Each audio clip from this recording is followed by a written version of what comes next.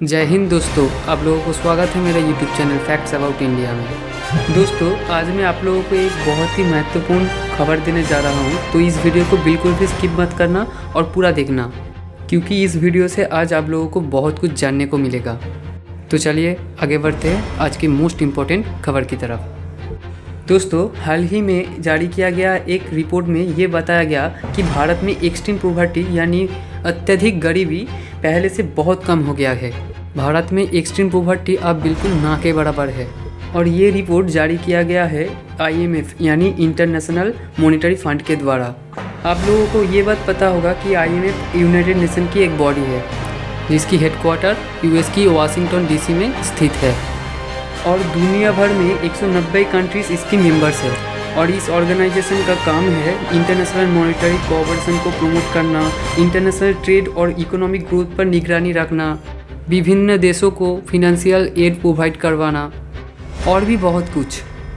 तो दोस्तों, आप समझ ही सकते हैं कि ये कितना बड़ा ऑर्गेनाइजेशन है।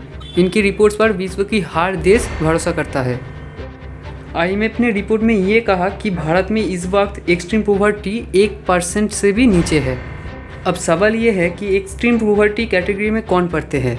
यूनाइटेड नेशन के अनुसार जो लोग डेली $1.9 से भी कम आय में जीते हैं वो एक्सट्रीम पॉवर्टी कैटेगरी में आता है।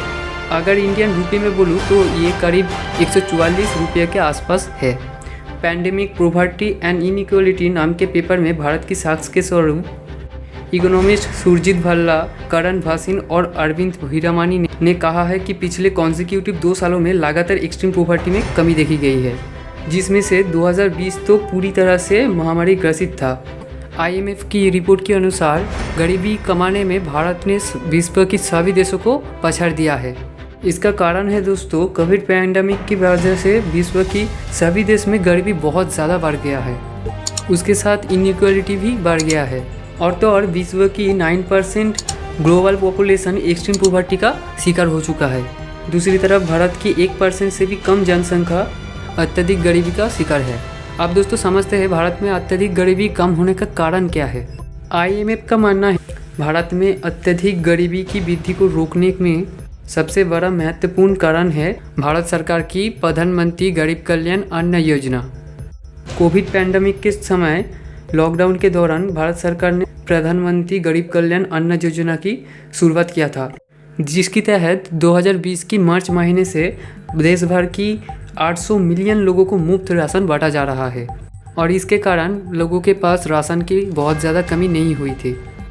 इसके अलावा भी कोविड के दौरान भारत सरकार ने अपने कोषागार से भारी मात्रा में पैसा बाजार में लगाया था और उसके बाद जब लॉकडाउन हट गया तब भारत सरकार कम इंटरेस्ट रेट पे सभी को लोन प्रोवाइड कराने लगे, जिससे बहुत लोगों ने अपने स्टार्टअप को फिर से बूस्ट किया।